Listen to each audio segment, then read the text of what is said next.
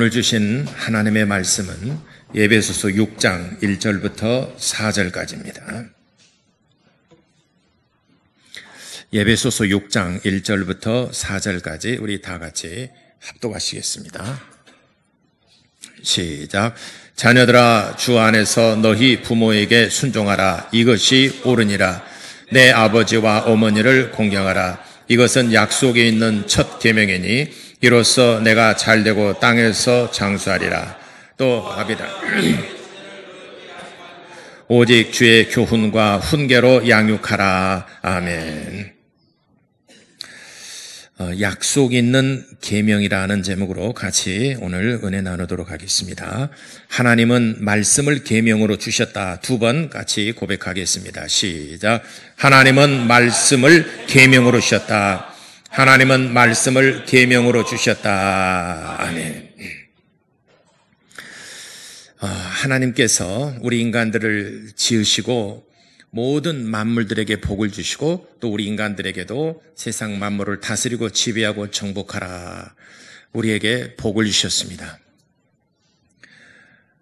우리 인간들이 죄를 짓기 전에는 아무 조건 없이 다 복을 주셨습니다.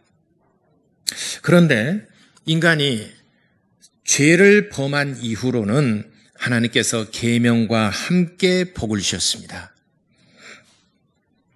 계명과 함께 우리에게 복을 주셨는데 신명기 28장 1절부터 14절까지 너희가 이 계명을 지켜 행하면 내가 이렇게 복을 주리라 이렇게 말씀했습니다. 그러니까 복을 주실 때는 반드시 계명이 앞서 계명을 먼저 순종하는 자들에게 이렇게 복을 주리라 이렇게 말씀하셨습니다. 바늘과 실은 함께 다니는데 절대로 실이 먼저 갈 수는 없는 것입니다. 바늘이 먼저 가고 그 바늘이 갈 때에 실이 그 공적을 보존하는 것입니다. 하나님께서 내게 복을 주시면 내가 하나님의 계명을 지키겠습니다 하는 것은 실이 먼저 가면은 바늘이 뒤따르겠습니다 하는 이치와 같은 것입니다. 있을 수 없는 일입니다. 혹자들은 그렇죠. 하나님이 내 병 고쳐주시면 내가 하나님 믿겠습니다. 실이 먼저 가서 꼬매면은 바늘이 뒤따라가겠습니다. 이런 이치하고 같은 거예요. 성경에는 그 원리에 대해서 말씀하셨는데 사람이 죄를 짓기 이전과 죄를 짓고 난 다음에 그 양상이 달라졌다는 거죠. 에덴 동산에서 선악과를 먹기 이전과 이후가 달라졌습니다. 에덴 동산에서 선악과를 먹기 이전에 인간이 죄를 범하기 이전에는 하나님께서 복으로 우리 모든 만물들을 다스리고 지배하고 정복하라 이렇게 복을 주셨습니다. 그런데 범죄한 이후로부터는 그 복을 주시되 계명과 함께 복을 주셨습니다.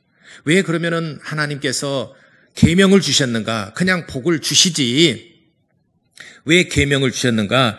계명을 주신 이유는 우리 인간들이 순종하지 않기 때문에 그런 것입니다. 말을 안 듣기 때문에 하나님이 계명을 주신 겁니다. 말 잘 들으면은 굳이 계명 주시겠습니까? 말을 안 들으니까 순종을 안 하니까 하나님께서 계명과 더불어서 이제 우리에게 복을 주신 것입니다. 성경에는 두 가지 복의 통로에 대해서 말씀하고 계시는데 그 첫 번째 한 가지는 하나님을 잘 섬기면은 너와 내 가정, 내 자손 1000대에 이르러 내가 복을 주리라.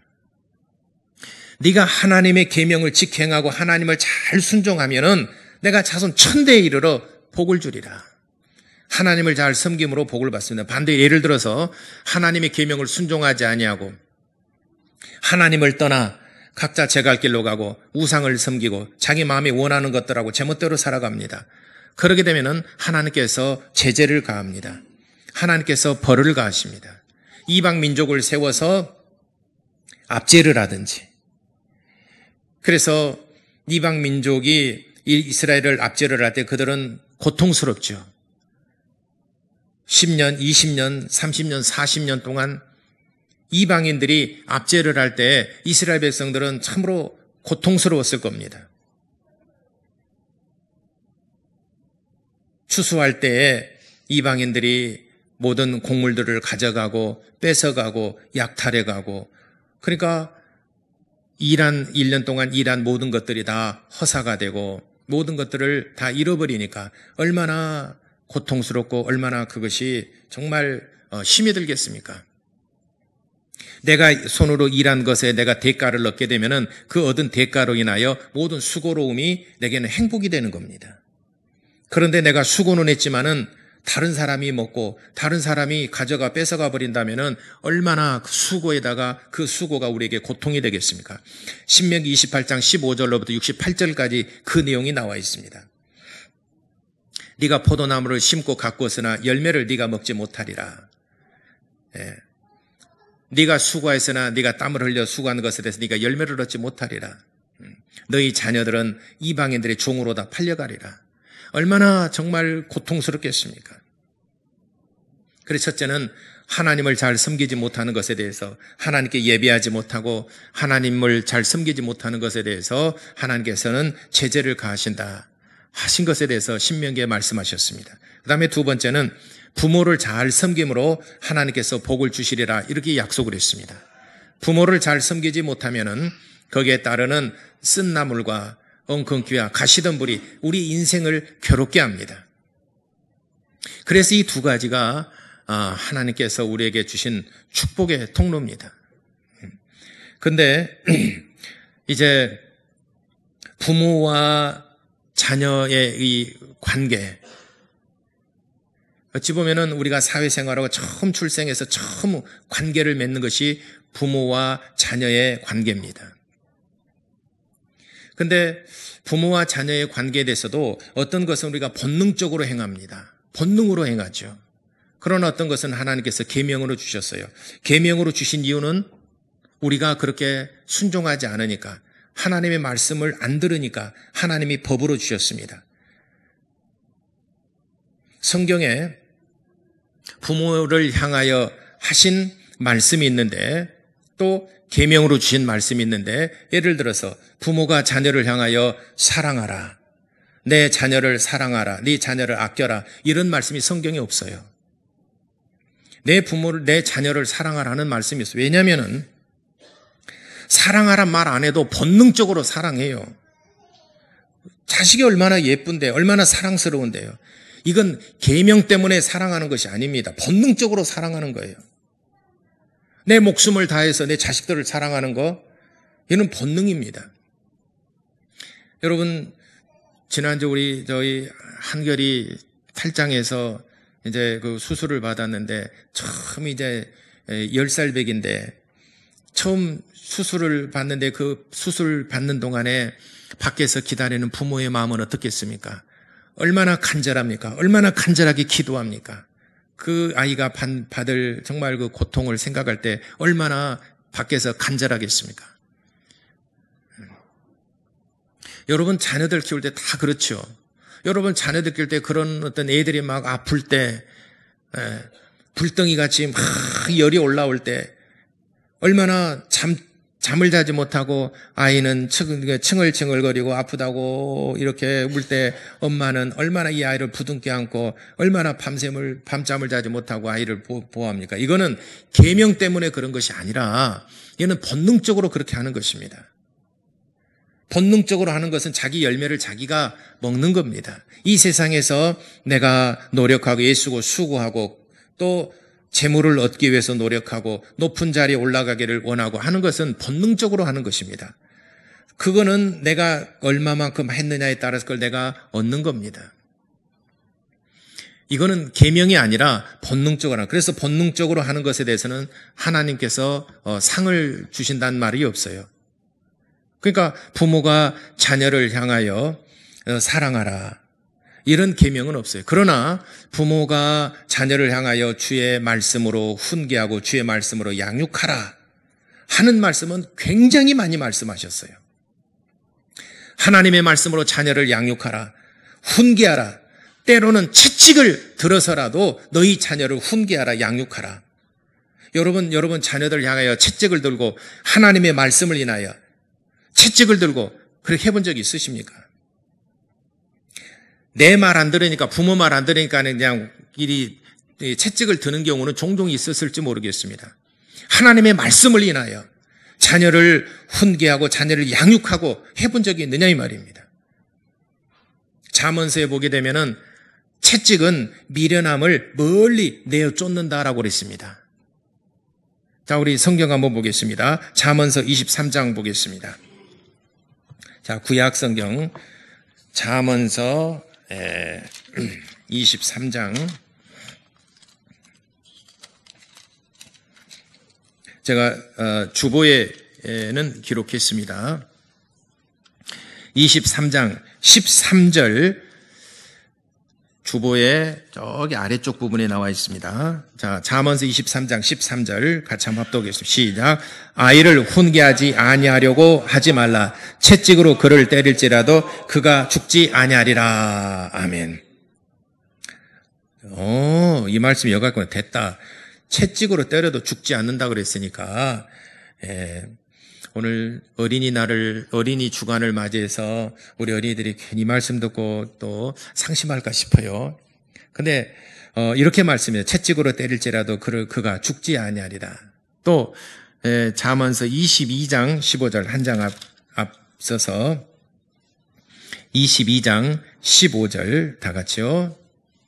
자, 자막에 못 찾으시면 자막에 있는 말씀 보시고 같이 22장 15절 시작. 아이의 마음에는 미련한 것이 얽혔으나 징계하는 채찍이 이를 멀리 쫓아내리라. 채찍이 모든 사람에게는 다 미련함이 얽혀 있다라고 그랬습니다. 그는 얽혀 있는 것을 풀어서 멀리 내어 쫓는다라고 그랬습니다.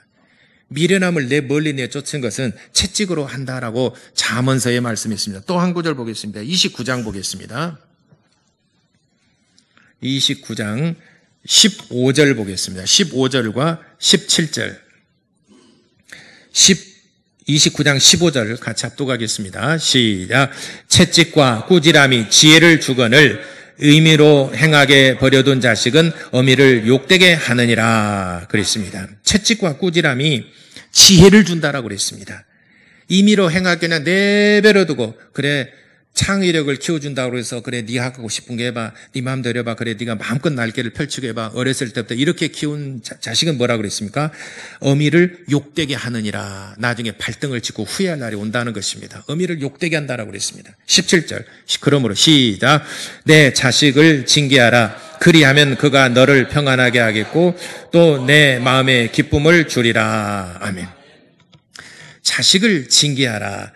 그리하면은 그가 너를 평안하게 하겠고 또 내 마음에 기쁨을 주리라. 이렇게 잠언서에는 자식을 징계하고 하나님의 말씀으로 양육하고 안 되게 되면 채찍을 들어서라도 자녀를 훈계하고 양육하라. 이렇게 말씀했습니다. 왜 이렇게 말씀했을까요? 이것이 부모에게 주신 계명이라고 그랬습니다. 왜 계명을 주셨다고요? 안 들으니까, 그렇게 안 하니까, 이렇게 안 하니까 이건 계명으로 주신 겁니다. 계명이라는 것은 반드시 지켜 행해야 될 하나의 법을 말하는 것입니다. 말을 안 들으니까. 왜냐하면 모든 사람들이 부모가 자식을 향하여 사랑스럽고 얼마나 쥐면 터질세라 노면 나을세라 얼마나 애지중지 금이야 오기야 키웠습니까? 근데 그 아이에게 내가 채찍을 들고 내가 훈계하고 주일 학교 안 간다라고 야단을 치고 너 주일 학교 꼭 가야 된다. 수련회 안 가려고 그러니까 너 수련회 가야 된다. 가서 은혜 받아. 나랑 같이 가자. 엄마가 시간 내서 아이들이랑 같이 수련회 참석하고 너 여름 성경학교 가야 된다. 학원 잠시 멈추고 같이 가자. 그래서 여름 성경학교 보내고 수련회 보내고 같이 자꾸 붙들고 기도하고 그렇게 해보신 적이 있느냐 이 말이에요.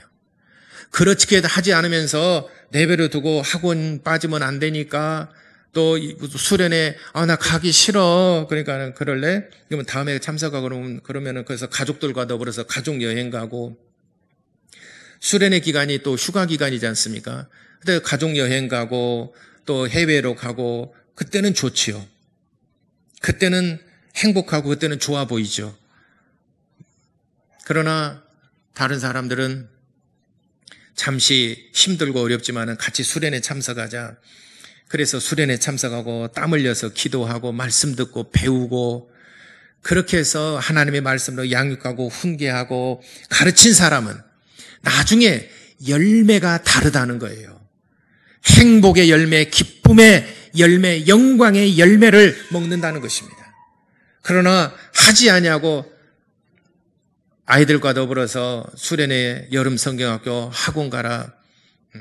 너 다 커서 네가 원하는 대학교에 들어가고 네가 결혼한 다음에 네 가정 차리고 난 다음에 네가 원하는 대학교 들어가면 직장 먼저 들어가야 되니까 가고 난 다음에 그리고 네가 이제 하나님을 잘 섬겨라. 믿음 생활 잘해라. 이렇게 되면은 내가 지난주에 말씀드렸지 않습니까? 이 사고방식이라는 것은 점점 굳어져 갑니다. 어렸을 때의 사고는 들은 대로 행하고 들은 대로 생각합니다. 그런데 나이가 들게 되면은 내가 이미 사고방식이라는 틀이 정해져 있어요. 그렇기 때문에 생각대로 듣고 생각대로 판단하게 됩니다. 그러니까 잘 안 돼요, 이제는. 그러니까 신앙이 성장이 안 되고 이미 곁까지 이미 장성한 자가 된 다음에는 이거 수영을 잡고 하나님의 말씀으로 양육하고 하나님 말씀으로 이를 다스리기가 정말 어렵다는 것입니다. 그래서 이제 나이대로 부딪히죠. 그럼 부러지든지 아니면은 그냥 자라든지 정말 어려워요. 그래서 하나님의 말씀으로 양육하고 훈계하고 교훈하고 하나님 말씀으로 가르쳐야 되는데 내 자식 사랑스럽고 내 자식 귀하니까 그렇게 하지 못하니까 이건 계명으로 주신 거예요. 부모가 부모에게 자식을 사랑하라 하는 것은 본능적으로 누구나 다 그렇게 계명 때문에 하는 건 아닙니다. 본능적으로 하는 거예요. 근데 부모가 이제 계명으로 받은 것은 하지 않으니까 하나님이 보실 때 우리 인간들 그렇게 하지 않으니까 계명으로 주신 거예요. 그래서 얼마나 그렇게 많이 말씀했습니까? 근데 계명을 따라 순종하지 않냐고 자식들 창의력 키워주고 막 그 제멋대로 자라도록 내버려 둔 가정 그 자녀들이 어떻던가요? 사무엘은 믿음이 좋았지만은 그러나 자식을 그렇게 양육하지 못했습니다. 사무엘이 제사장으로서 선지자로서 그 대를 이제 자식에게 이게 물려줘야 되는데 자식을 보니까 이게 안 되더라는 거예요. 그래 백성들이 일어나서 당신의 자녀가 사무엘 선지자와 같이 아니하이다. 그러므로 우리는 그를 따를 수가 없습니다. 우리는 우리에게 왕을 세워주소서. 사무엘 자식이 그렇게 사무엘과 같지 아니하고 제멋대로 자라고 하나님의 계명을 따라 순종하지 않았기 때문에 버리고 왕을 그래서 왕정시대가 시작된 것입니다. 엘리 제사장의 두 아들들도 어렸을 때부터 제사장의 아들로서 제 마음대로 그 성막 안에서 그랬습니다. 성전에서. 그러니까 이제 예를 들어서 제사를 지내려고 고기를 삶습니다.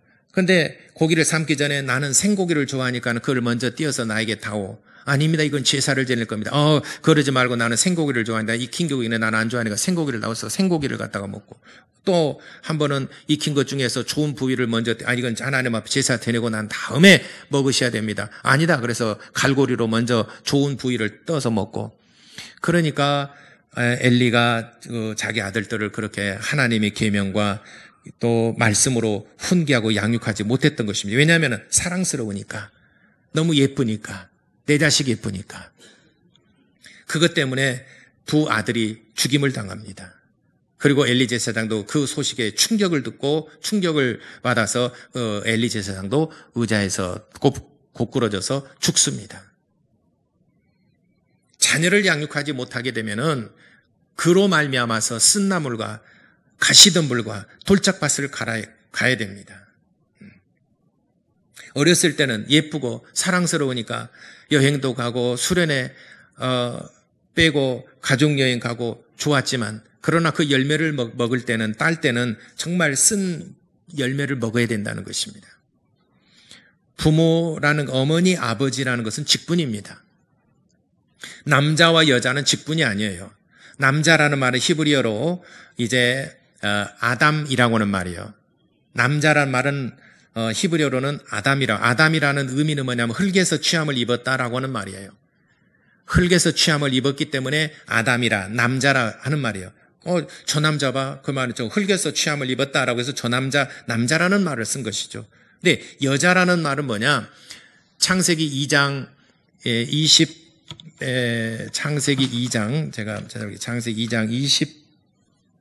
23절에 이렇게 말씀했습니다.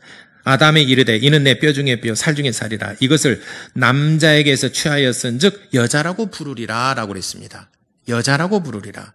그래서 여자라는 의미는 뭐냐면은 남자에서 취함을 입었다. 남자에게서 나왔다 해서 그대 이름은 여자라고 하는 것입니다.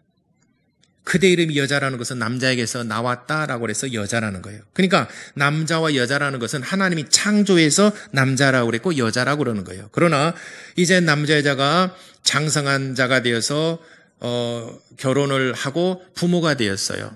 부모가 됐다는 것은 직분입니다. 어머니의 직분이고 아버지의 직분이에요. 어른이 됐기 때문에 당연히 엄마가 되고 아빠가 되고 그렇지 않습니다. 직분입니다.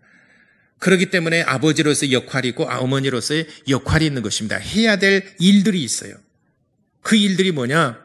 자녀들을 향하여 계명, 하나님의 말씀으로 훈육하고 가르치고 하나님의 말씀 안에서 바로 자녀들을 세워야 되는 책임감을 갖는 겁니다. 그게 여러분 직분이에요.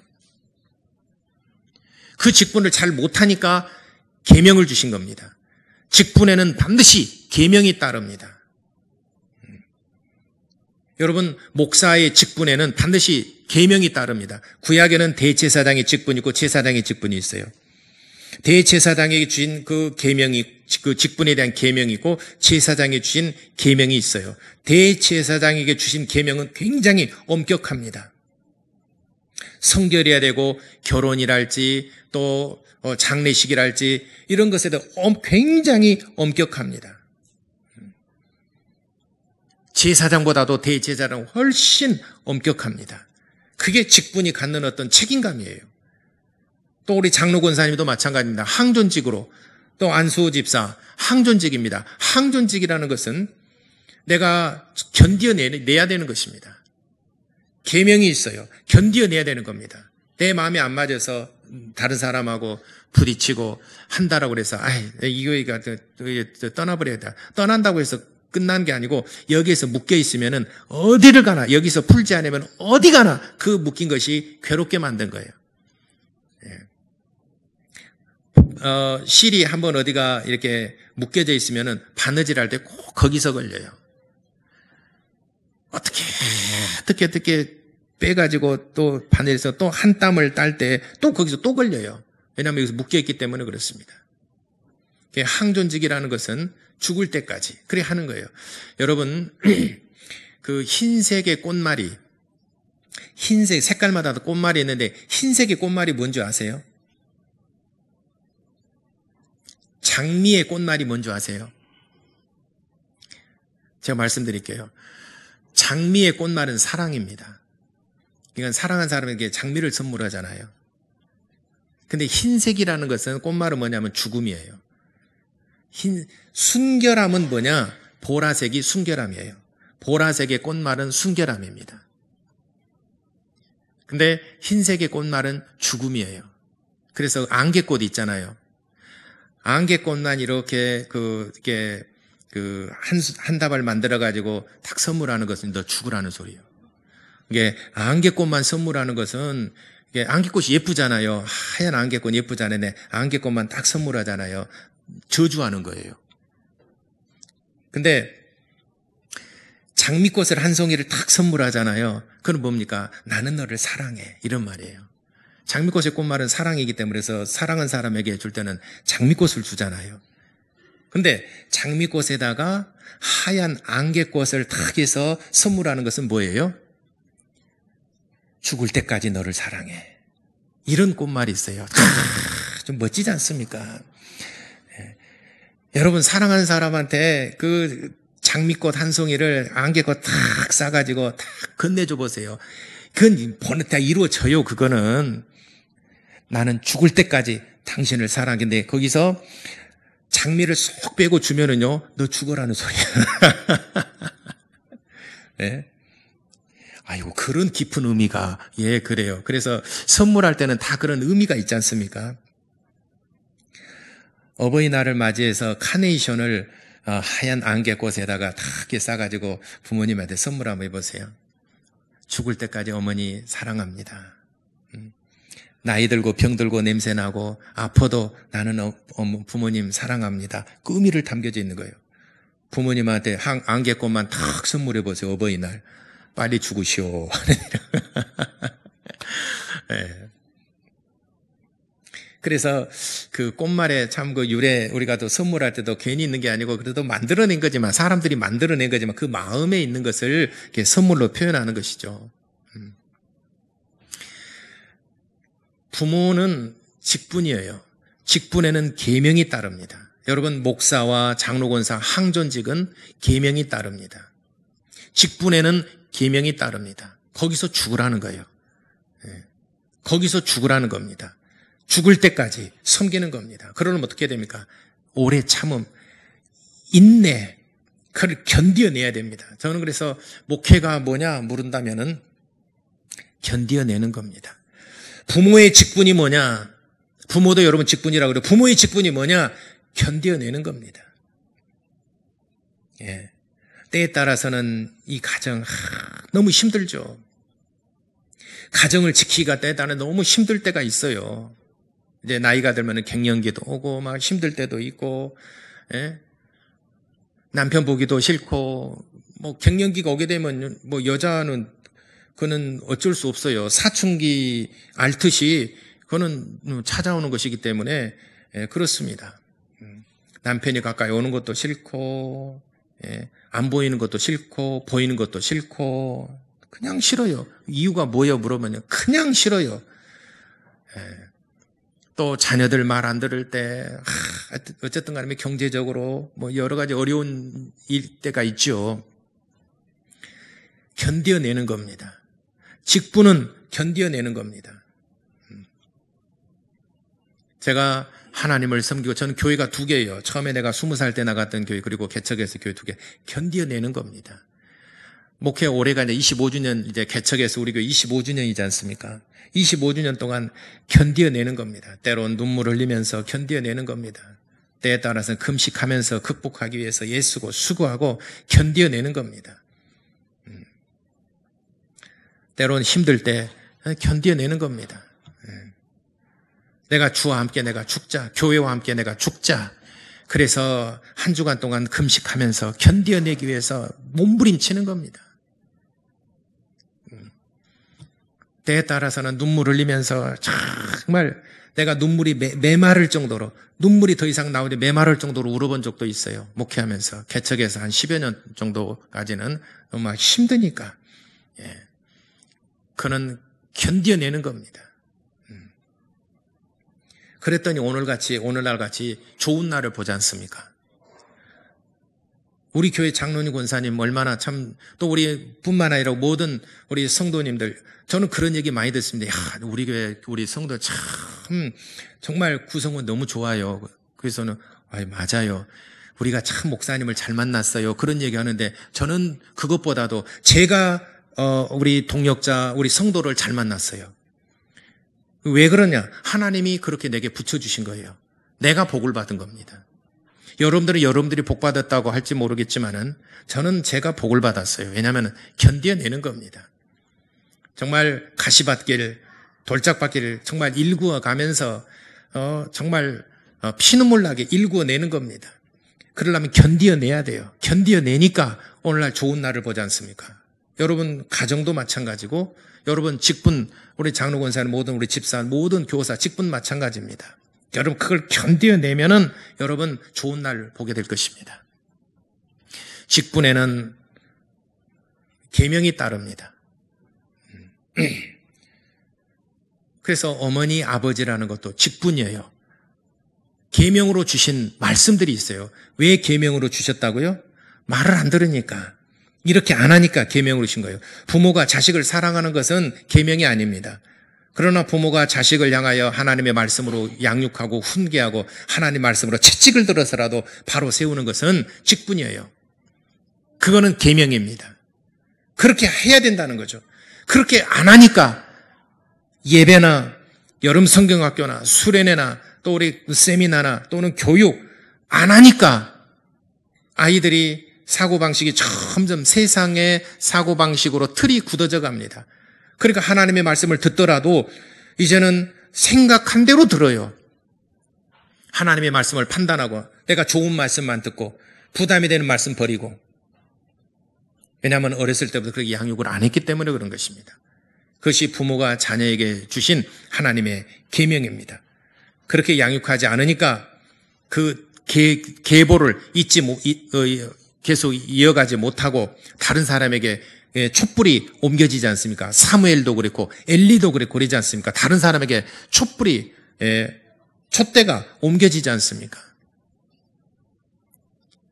그리고 또 자녀들에게 주신 계명도 있어요. 자녀들에게 주신 계명은 또 자녀가 부모를 향하여 본능적인 것도 있지만은 또 계명도 있어요.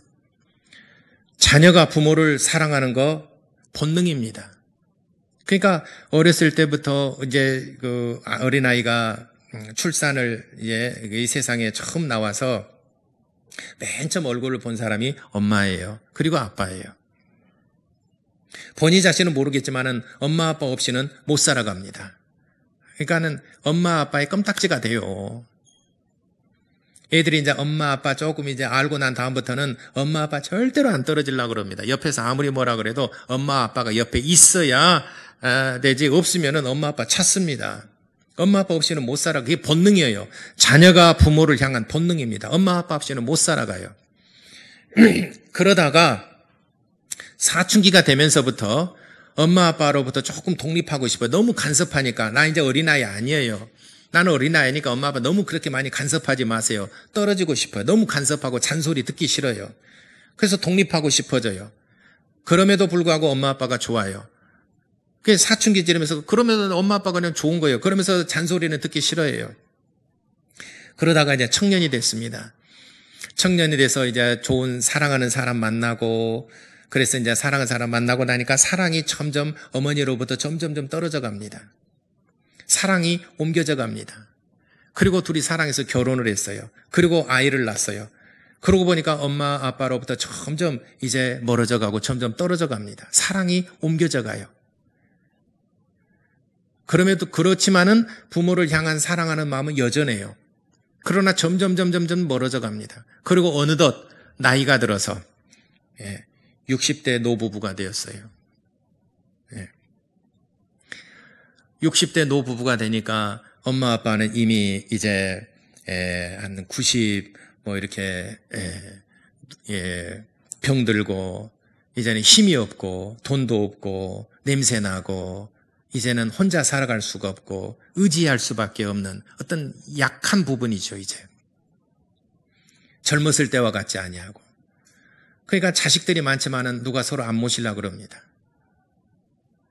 자식들이 많지만은 누가 우리 집에 오시오, 우리 집에 서로 모시려고 그러지 않습니다. 장남이께 장남이 모시세요. 야, 나만 자식이냐? 네가 모셔. 야, 우리 회의하자. 누가 모실까? 어느 집안에서 누가 모실까? 이게 서로 간에 모시려고 그런 것이 아니라 그때부터는 이제 탁구 경기예요. 너가 져라. 너가 져라. 네가 해라. 네가 책임져라. 그러니까 부모는 그런 모습을 왜 모르겠습니까? 눈치를 봐서 이미 다 알죠. 그렇지만은 부모는 말도 하지 않습니다. 힘이 없으니까. 이때 주신 것이 계명입니다. 네 부모를 공경하라. 자, 우리 인간이 출생에서부터 부모를 죽을 때까지 이렇게 일생을 보게 되면요, 처음에는 본능적으로 부모를 사랑하고 부모를 의지하고 부모가 좋습니다. 그렇지만 점점 멀어지면서 어느 시점에서부턴가는 이제 마음은 그렇지 않지만은 내 삶의 환경이 바뀌어졌어요. 내 삶이 변화됐어요. 또 여건이 그렇게 되질 않아요. 그렇다 보니까 이 부모 모시는 것이 부담이 돼요. 부모가 돈도 없고 냄새나고 병들고 이제는 어디가 혼자 살아갈 수 없으니까 자녀들 누군가에게 부탁해야 되는데 이제 살아갈 수가 없어요. 그때부터는 이제는 계명을 따라서 부모를 공경하라는 것입니다. 저는 제가 청년 때 성경을 읽으면서 부모를 공경하고 부모를 사랑하라, 부모를 공경하라, 부모를 사랑하고 섬기고 공경하라. 뭐 당연한 것이죠. 이 말씀이 그러면 이 땅에서 잘되고 장수하는 복을 주리라. 그러면 그래서 교회 다니는 사람은 다 복 받는구나 라고 생각을 했어요. 그런데 이 말씀이 깨달아지기까지 30년이 걸렸어요. 이 말씀이 깨달아진 지가 얼마 안 됐어요. 30년, 35년이 지나고 보니까 이 말씀이 깨달아져요. 우리 어머니를 보니까 이 말씀, 제가 우리 가정에 대한 이야기입니다.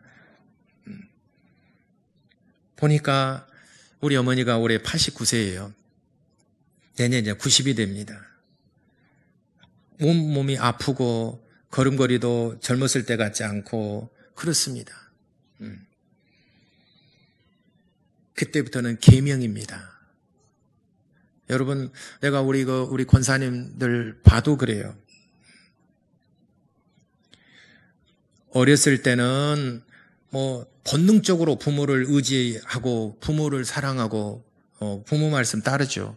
그렇지만은 나이가 점점 들어 어느덧 우리도 이제는 나이가 들고 우리 이제 60줄에 서고 또 이제 자녀들 또 손주들도 보고 그러니까 이제는 내 부모님이 이제는 힘이 없고 병들고 냄새나고 또 거동을 하지 못하고 누군가를 의지해야 되고 귀찮아요. 내 환경이 허락하질 않아요. 이때는 하나님께서 그래서 계명으로 주셨구나.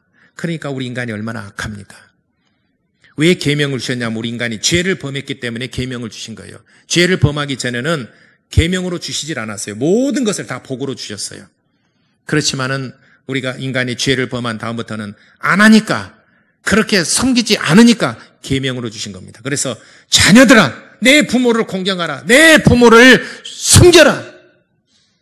계명으로 주신 거예요. 왜냐하면 우리 인간이 악하니까 자기 부모도 모시지 못하게 악하니까 이제는 하나님께서 계명으로 주신 거예요. 내가 부모를 본능적으로는 안 되니까 본능적으로 안 되면은 계명을 따라서라도 네가 그렇게 부모를 섬기고 공경하라. 그리하면은 내가 상을 주리라. 아니 부모 공경에서 상을 받습니까? 저는 젊었을 때는 이 말씀이 무슨 이제는 깨달아지질 않았어요. 그래서 노인된 우리 부모를 어머니를 보니까 그렇구나. 어머니를 섬기게 되면 부모님을 섬기게 되면 그래서 상을 주신다는 것은 이게 쉽지 않은 일이구나. 이 깨달아진 지가 한 청년들 한 35년 거의 40년 돼가니까 깨달아져요. 이 말씀이. 이건 계명이다.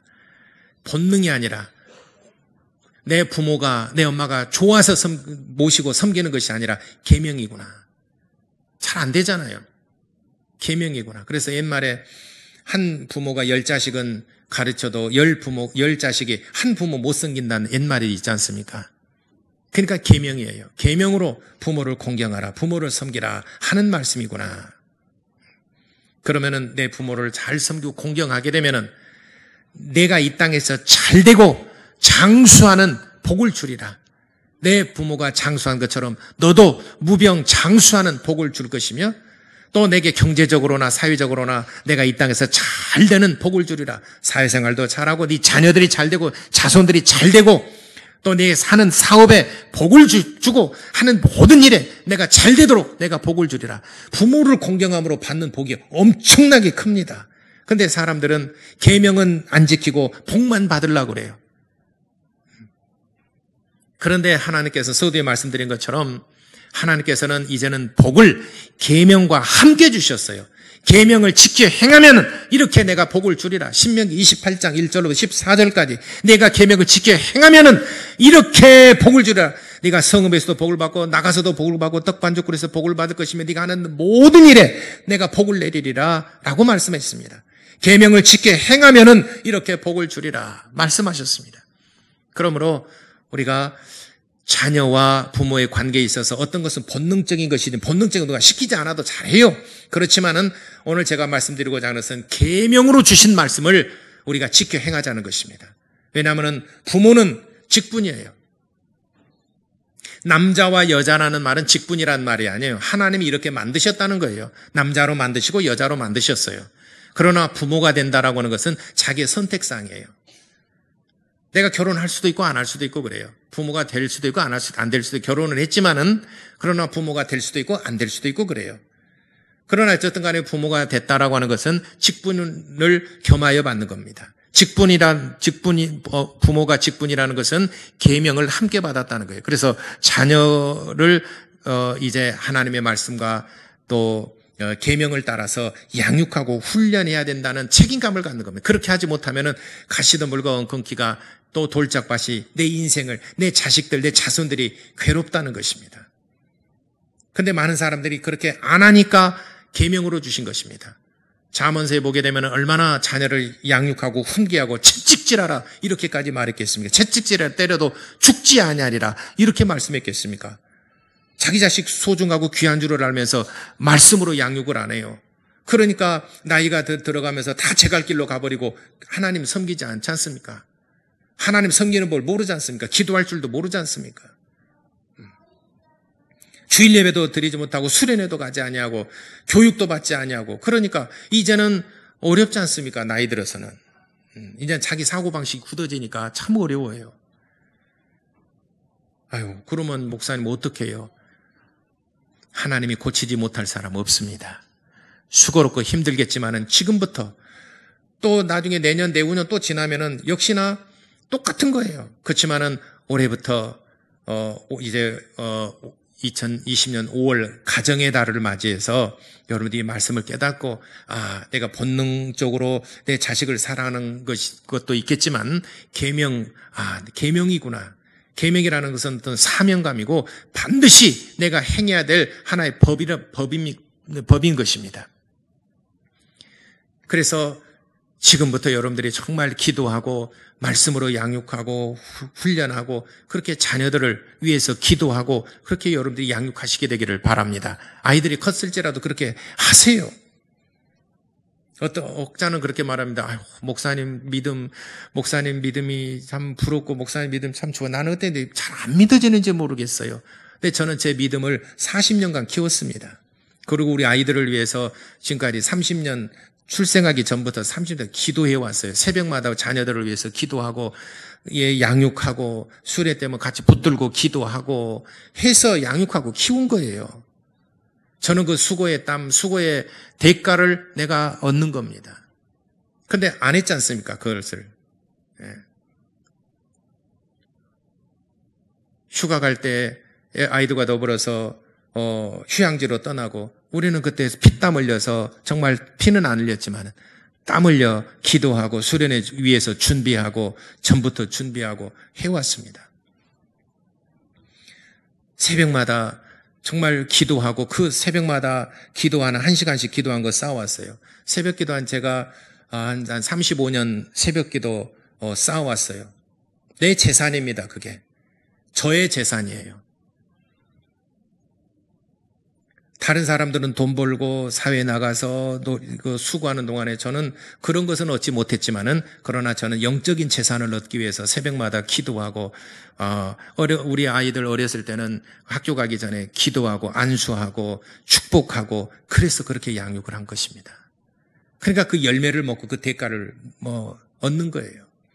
그렇게 하지 않으니까 자녀들이 왜 신앙이 안 자라고 왜 교회를 안 다니고 그런지 모르겠다. 저는 알아요. 오늘 말씀드리잖아요. 계명, 부모가 됐다는 것은 계명인데 계명을 직행하지 않으니까 결국에는 그런 열매가 맺혀지게 된 것입니다. 그러면 목사님 어떻게 하라고요? 지금부터 하나님 앞에 기도하시고 지금부터 신앙을 바로잡기 위해서 눈물로써 기도하시게 되기를 바랍니다. 그리하면은 하나님이 고치지 못할 사람 없어요. 하나님이 역사하십니다. 눈물로써 여러분들이 기도하고 간구하고 이제는 돈의 문제가 아니라 사회적인 지위 문제가 아니라 여러분 신앙의 문제입니다. 그래 천국은 가야 되지 않겠습니까? 저는 제 꿈과 소망이 뭐냐면 물론 제가 좀 목회를 하기 때문에 목회에 대한 꿈과 소망이 있지만 그것만 내 가정에 대해서는 내 자녀들 자손들이 그래도 정말 교회에서 기둥이 돼야 된다. 장로 권사가 되고 내 자손들에게 정말 교회 안에서 다른 것은 먹고 살만하게 되면 정말 교회 안에서 기둥이 되고 장로 권사가 돼야 된다. 저는 믿음으로 소망을 가지고 기도해오고 앞으로 이제 세월이 되고 이제 수십 년이 지나면은 정말 믿음이 그렇게 장성하게 자라게 되기를 저는 바라고 기도하면서 매일 그렇게 기도합니다. 여러분, 하나님이 고치지 못할 사람 없고 여러분들이 기도할 때 하나님이 들어 응답하십니다. 여러분들이 기도하시고 간구하셔서 하나님의 축복이 하나님의 은혜가 여러분 가정, 여러분 자녀들, 자손들 가운데도 임하게 되기를 예수 이름으로 축원합니다. 같이 기도하시겠습니다. 오늘 이제 5월 가정의 달을 맞이하여 부모에게 또 자녀에게 각각 주신 계명들에 대해서 말씀하셨습니다. 본능적인 것과 계명들에 대해서 말씀드렸습니다. 부모를 잘 공경하게 되면 땅에서 잘되고 장수하는 복을 누리리라 말씀하셨습니다. 또 자녀를 주의 말씀과 또 훈계로 교훈하고 양육하게 되면 그 열매를 내가 먹으리라 라고 말씀하셨습니다. 나와 내 가정에 하나님이 참으로 은혜를 베풀어 주시고 복 주시기를 원합니다. 우리 다 같이 이렇게 기도하시겠습니다.